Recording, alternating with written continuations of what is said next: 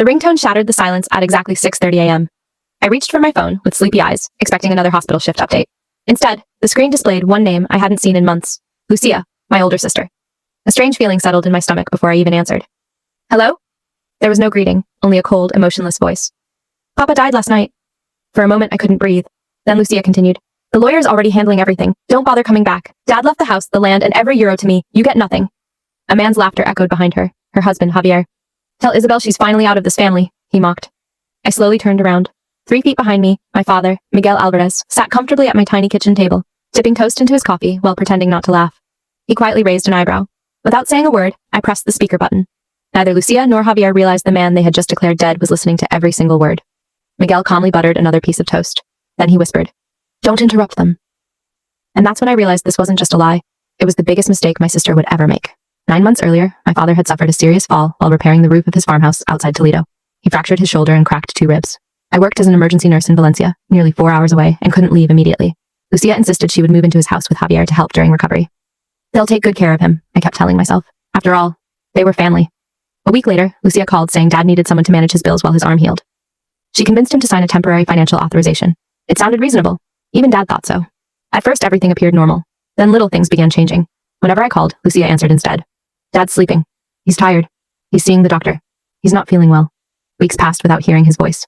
I mailed him a new mobile phone. It mysteriously disappeared. I sent another. That one disappeared too. When I visited for Christmas, the cheerful father, who used to greet me with giant hugs, barely smiled. He had lost weight. He looked exhausted. Every question about money was answered by Javier. Don't worry about it, he said with an irritated smile. I've got everything under control. Dad remained strangely quiet. Before leaving, he hugged me tightly. He whispered so softly I almost missed it. I miss talking to you. Those words haunted me for months. Everything changed one rainy afternoon. A retired neighbor named Maria Ortega called me unexpectedly. Isabel, I thought you knew. Knew what? Your father's been living in Santa Rosa care home for nearly 3 months. The world stopped. What? I visit my cousin there every Tuesday. I've seen your father several times. He keeps asking why his youngest daughter never comes. My heart nearly stopped beating. I drove to Toledo that same night. When I walked into the care home dining room, I spotted him immediately. Older, thinner, lonelier.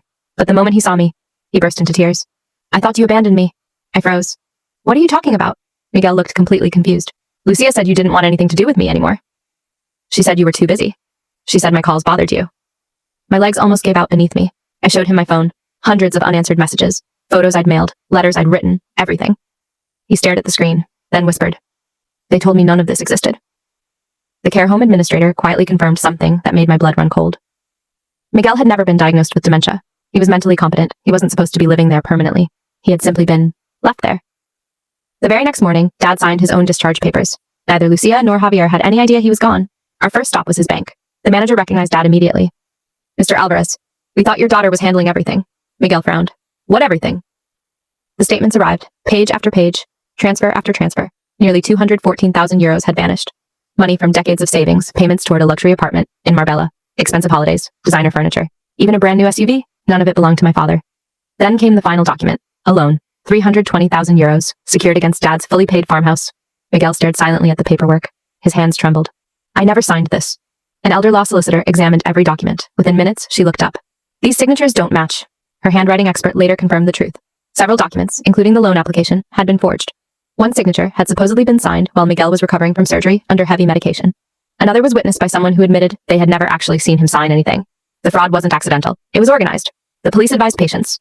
The solicitor suggested gathering stronger evidence before confronting Lucia. But my father had another idea, one that sounded completely unbelievable. He smiled for the first time in months. If they think I'm already dead, he paused. Let's see what they do next. His oldest friend, Tomas, a respected retired undertaker, agreed to help. He made one simple phone call. No forged certificates, no false government reports. Just heartbreaking news delivered by someone everyone trusted. Miguel passed away peacefully last night. Less than 2 hours later. Security cameras recorded Lucia and Javier entering Dad's farmhouse. Not with flowers, not with tears, but with a locksmith. They didn't know my father was watching everything from the solicitor's office across the street, where every move they made was being carefully documented. The solicitor didn't say a word as the security footage played across the conference room screen. Lucia unlocked the front door with a key she still had. Javier followed carrying a stack of empty boxes. There were no tears, no hesitation. Within minutes, they were removing framed photographs, antique clocks, and my mother's jewelry cabinet. Then Javier walked straight to Dad's study. He knows where to look, the solicitor murmured. Inside the desk was a locked drawer containing property deeds, insurance policies, and family records. Javier pulled a small key from his pocket. He hadn't searched for it. He already knew exactly where it was. Dad slowly shook his head. I never gave him that key. The next morning, our solicitor filed emergency court orders freezing every account linked to Dad's estate. At the same time, investigators quietly contacted the bank's fraud department. Then something unexpected happened. Javier called me. His voice sounded almost cheerful. "Isabel, the memorial service is tomorrow. Dad would have wanted the family together." I stared at the phone in disbelief. 24 hours earlier, he'd laughed while telling me I'd inherit nothing. Now he wanted me sitting quietly in the audience while he claimed everything. "I'll be there," I replied. He smiled. Good. He had no idea who else would be attending. The village church had never been so full. Farmers Dad had helped during difficult harvests. Former workmates, neighbors, friends from the parish. People traveled from nearby towns after hearing about Miguel Alvarez's passing. At the front of the chapel stood a polished wooden coffin surrounded by white lilies. It was closed. Inside, there was nothing. Tomas had arranged everything legally as a memorial service, never claiming there was a body inside. The deception rested entirely on the assumptions Lucia and Javier had rushed to make. Lucia wore black designer sunglasses despite the cloudy morning. Javier greeted guests with carefully practiced sadness, accepting hugs while speaking about Dad's final wishes. Watching them perform grief felt almost unbearable. Then Javier stepped behind the lectern. He unfolded several papers. "My father-in-law loved us deeply," he began. Before his passing, he made clear decisions regarding his estate. The room became silent. He described the farmhouse, the savings, the vineyard, the vintage truck Miguel had spent 20 years restoring. Finally, he looked directly at me. "And to my sister-in-law, Isabel." Miguel chose to leave nothing. A wave of uncomfortable whispers spread through the church. Everyone knew how close Dad and I had always been. Even Lucia avoided looking in my direction. Then, the heavy wooden doors at the back of the chapel creaked open. Every head turned. Slow, steady footsteps echoed across the stone floor. 1, 2, 3. My father walked calmly down the center aisle wearing a navy blue suit and carrying his favorite walking stick. No one moved. An elderly woman gasped so loudly she dropped her handbag. Someone crossed himself. Javier's face turned completely white. The paper slipped from his hands. Lucia grabbed the pew to keep herself from collapsing. Dad reached the front without rushing. He looked at the closed coffin, smiled gently, then faced the congregation. "I apologize for arriving late to my own memorial." The church erupted into stunned silence. Miguel picked up the papers Javier had dropped. He held them in the air. "Interesting." He looked toward Javier. "I don't remember signing any of this." At that exact moment, the side doors opened again. This time it wasn't another surprise guest. 2 officers from the Guardia Civil entered alongside investigators from the bank's fraud unit and our solicitor. The lead investigator addressed Javier. "We need you to accompany us regarding an ongoing fraud investigation." Javier tried to laugh. "This is ridiculous." The solicitor placed several folders on the lectern. Inside were certified bank records, handwriting reports, witness statements, security footage, and the forged financial documents. One investigator displayed enlarged copies of the signatures. Another explained how money had been transferred through accounts connected to Javier's property business before paying deposits on luxury purchases. The evidence spoke louder than any accusation. Javier's confidence disappeared. Lucia suddenly burst into tears. "It wasn't supposed to happen like this," she whispered. Dad looked at her quietly. "You had months to tell me the truth." She couldn't answer. Instead, she blamed debts, credit cards, bad investments. She claimed they intended to repay everything before anyone noticed. Then she looked at me. "If you hadn't come back," Dad interrupted her. "No," his voice remained calm.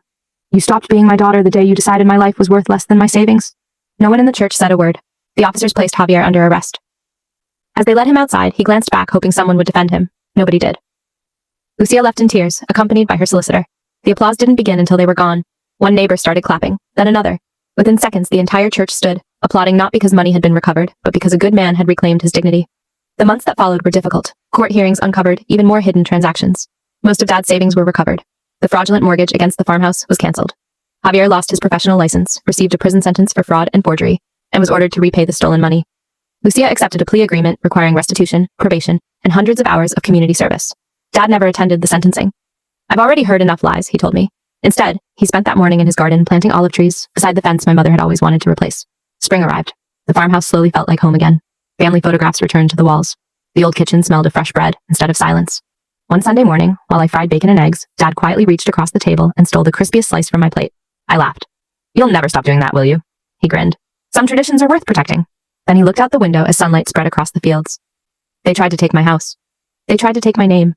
They even tried to bury me before my time." He smiled at me. "But they forgot something." "What's that?" "As long as the truth is still breathing, it's never too late for it to walk through the front door." Every Sunday since then, we still share breakfast together. He still steals my bacon.